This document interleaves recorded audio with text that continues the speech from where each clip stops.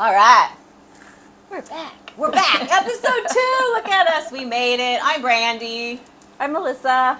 And so today is September 1st. Our goal is to basically film these videos on Fridays. We're going to drop our videos every Monday. So pay attention and make sure to subscribe, like everyone says, please. So today is September 1st, like I said, and we are going into Suicide Awareness Month. So basically, when I first met Melissa, I had a girlfriend who took her life 4 years ago. And whew, I'm going to get through this. So basically, my first session with her, we had it on the day that she passed on. And so she came through, and I got a lot of good messages. But I think the biggest thing for me is to share my story about my history with what I kind of call now my suicidal ideation. And so I think not very many people know my story. It's kind of something that I've dealt with since I would say I was a teenager. And especially through the years and 2 decades of migraines, I think the only person who really knows the truth is a couple girlfriends and my oldest daughter when she took her life, and I had a discussion with her about it. So I think it's time that people start telling their story, not feel shameful about it, but I also, where is it coming from? I mean, for me, I know that sometimes it was the antidepressants. I feel like sometimes it was just my mental health issues. But, with one thing with Melissa was that when I met her, I did get some messages, and it was something that made me feel better. So I also want people to know out there that if you did have someone who took their life and you would like to try to reach out to that person, you have Melissa here to reach out to, and you could do a session with her.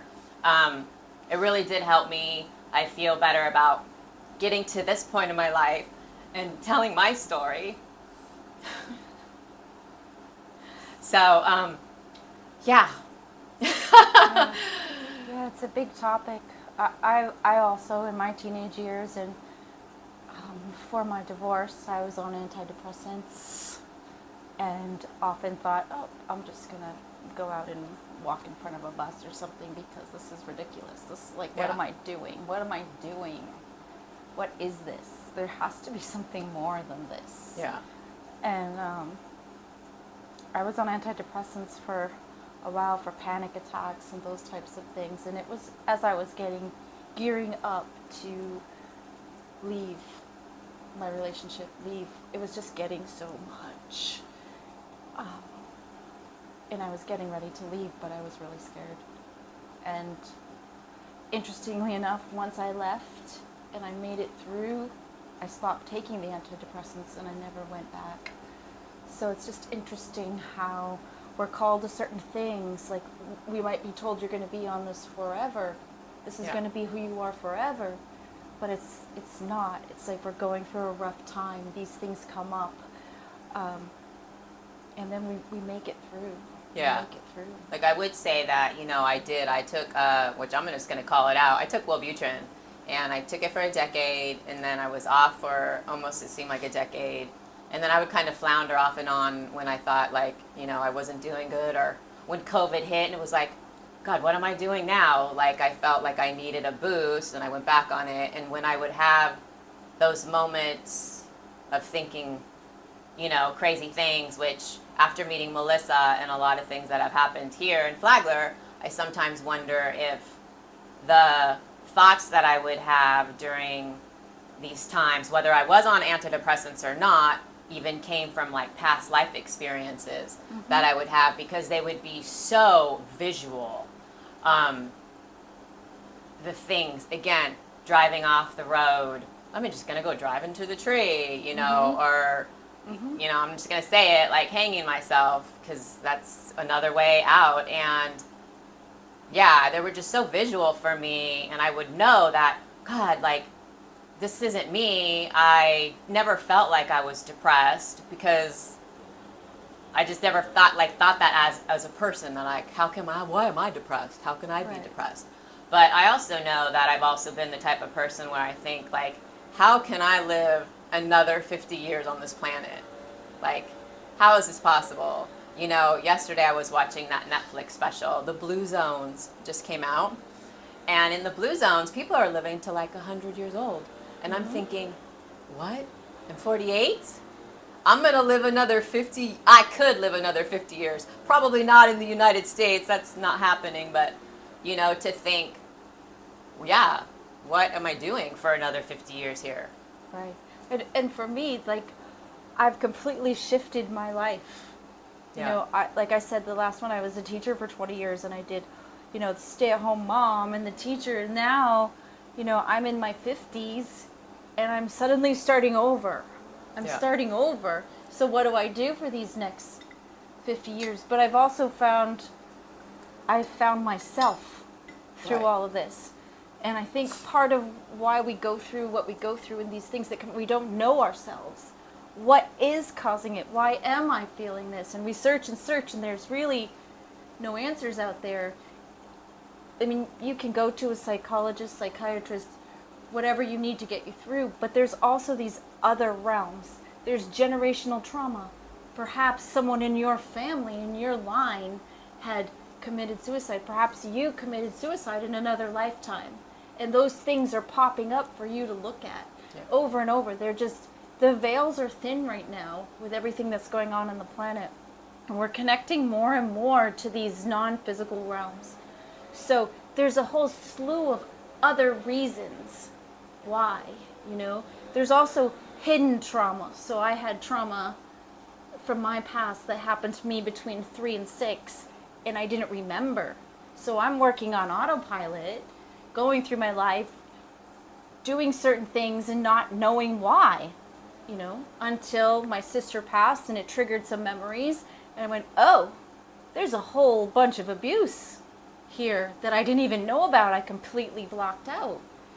So these things cause us to have these, suicide ideations, or these breakdowns, or these panic attacks, or whatever they are, and we don't really know why or where they're coming from. And there's so much guilt attached to thoughts of suicide as well, right? Yeah, like even yesterday I was thinking about what do I want to talk about, telling my story, and a lot of it was just, like I came up with this like hashtag stop the shame, because it is, I feel like we have so much shame with all these thoughts that we have, and it's something to be talked about because people just don't want to talk about it. Like, I think people assume a lot of times my excuse never to go anywhere, which, I mean, it was true, was I had migraines. So I have a migraine, I have a neurological disorder, and what I have realized in the last year in my RV was, it is a lot of work. I've had to work really hard to, work on my mind every day,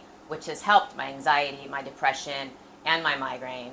And there's a way out, but even like yesterday, I was saying I was watching a Netflix special. I mean, I still have moments, and I still have a migraine here and there. I just don't have them every day like I was for a long time, or, felt like 20 days out of the month. And when you have that, you also then get more depression and more anxiety and those types of things. But understanding that there is a way out, it's just going to take a lot of work, which brings me to my YouTube channel also, where I have a huge playlist section. So if you click the playlist section, I've been doing a pretty decent job of putting albums, and that's a really good place to start. I was also having thoughts the other day about how if doctors just didn't prescribe us pill after pill after pill, which by the time I was 33 years old, I was probably popping 14 different prescriptions for everything. And if they could just say, hey, go check out Dr. Joe Dispenza and all of his work, and how to do meditation and breath work and that type of stuff, we can make some progress. Yeah, that's absolutely true. I was diagnosed with a thyroid issue, and the doctor told me, you're going to be on this medication your whole life. And this is slightly off the topic of suicide, but it was like, well, what do you mean? Yeah. What do you mean I'm going to be on it my whole life? Why? What caused it? Why am I here? What are we going to do? And it was like no answers to that. It was just, here, take this. Yeah. Here. But I was like, I don't understand. I don't understand. There were no, what? What did I do? Because you feel like, what did I do? Right? Yeah. What did I do to get here? Again, got out of a relationship, stopped taking it, never went back. So the emotional stuff that we go through, the energies that we have within our bodies trigger responses. And our body is giving us messages over and over and over. It really is our best friend. And if you can start tuning into, well, what's going on with my body and what is it trying to tell me, in addition to, seeking out something, a change in diet or meditation or those types of things, it's really a balance. And if the doctor, I went back to the doctor and he's like, it's like he forgot that I was supposed to take that forever. And he's like, I see nothing but good health for you. Wow. What are you doing? It's like yoga and meditation. He's like, wow, can you give me some places or some things that I can recommend to my patients? And I was like, sure. Yeah. And so what you're saying is absolutely 100% true. That if we start changing the way we look at health as this bigger picture, instead of taking all these symptoms and all of these generalizations that we have about all of these things and look at the individual and say, well, what's going on? On an energetic level, on a physical level, on an emotional level, all of it, like really well-rounded. And there are naturopaths that are out there doing that now. Yeah. There really are. My sister, when she was ill, there was a naturopath that came in, and she was in hospice, and he was ready and willing to say, I can help. We need to do this, we need to do this, we need to do this. Not going to be easy. My sister didn't want to. She chose not to. Yeah. She's like, no, it wasn't her belief system. But I watched him, and he was consulting. I asked him questions about her health, and I could tell he was listening to answers from somewhere. Yeah. And then, then he gave me what he thought it was and why. So it's such a bigger picture, all of this, whether it's suicide, because in some ways, I'm going to get in trouble for saying this from family, but I feel like my sister, she did not take her life. Yeah. But yeah, I mean, she didn't. I felt like she wanted to go. Yeah. There was just too much, and she wanted to go. And I think that's the point of actually having this discussion today, too, is being vulnerable and being honest and telling these true stories. And we do have families, trust me, like my mom and dad are going to be shocked should they watch this episode, that I even had any of these thoughts growing up, I'm pretty sure. But, again, depression runs in my family. But maybe had someone taught us back then, and I had been taught what I know now to pass on to my daughters so that they know meditation, yoga, breath work. We're finally in a place where these kids who are being born now, that the moms these days are, wow, I think they're getting so much more knowledge, especially because of social media, and they're able to teach their children a different way. In other countries, they've been doing these things with their children since they were babies, but I feel like not here. We're all just, go get on your phone or just go to school, not paying attention to anything that's happening and the stuff that is going on with everybody. And there's so many people leaving right now, as they're saying, because there's so much trauma. There is, generational trauma, which, I mean, it's just there. And if you don't deal with it, that's how you need to make progress, is you got to deal with it. Yeah. And talk about it. And that's what we're trying to do here, is have this discussion. We'd love for people to make comments below about what's going on in your life right now, and what are you dealing with? We're going to talk about this a little bit each episode for this month. And so if you have a question also for Melissa, you can ask your question and we can answer it on the next episode. Or if you have personal questions, or you need someone to reach out to. I feel like on YouTube, when I watch the comments on a lot of pages, that there's so many people out there looking to help other people, and commenting back to people who are actually in a space where they are reaching out because they don't even really know who you're talking to. And so sometimes that's just easier for people to do that. Yeah, absolutely. Yeah. Well, I'm going to see. I had questions, and I tried to make notes for this episode, so, I'm going to dive in. Hold on. 1 second here. Speaking The of, different sessions that I've done too, I've had 2 sessions in which someone who had passed via suicide had come through. And it was both, they were very different stories, yet had some similarities. Sometimes there are exit points and people take them, yeah, you know, and there's no, in the spirit realm, which is, you know, my sort of specialty is, there's no stigma around it. We are in a dream. This is a dream. This is the holographic universe. This is not real. We trick ourselves. We think this is real. And so sometimes it's like people are just ready to wake up from this dream and go home. yeah, And it's really a whole different way of looking at it, and it takes a lot of open-mindedness to look at it in that way. But I think we will be moving in that direction. But being here and helping people through this dream, through this earth school, yeah, this really is an earth school, and we're all here and we're all learning and we're all growing and we're evolving as souls. And sometimes some are ready to leave. And it changes the whole conversation around death. That's another episode. yeah. That's a whole another episode. I feel like I went through my notes, and I feel like we did a good job of covering what I wanted to talk about.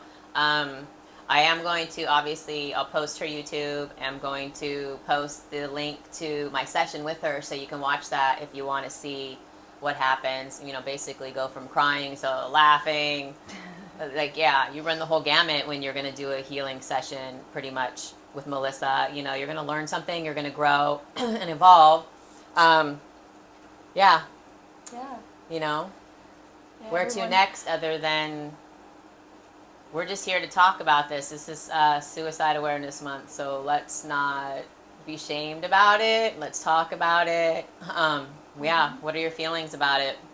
And vulnerability. I'm sitting here feeling a little exposed. Yeah. I'm feeling a little exposed with things that I talked about that I haven't talked about with anyone other than close people. And so there's this vulnerability has popped up several times today. To be vulnerable is to be real, is to be authentic. And to be vulnerable is to have courage and to have this strength. I was writing for kids, and one of the superpowers that I had been writing about in this book for children was the power of vulnerability. The power to let yourself just be you and to talk about things that other people might not want to talk about.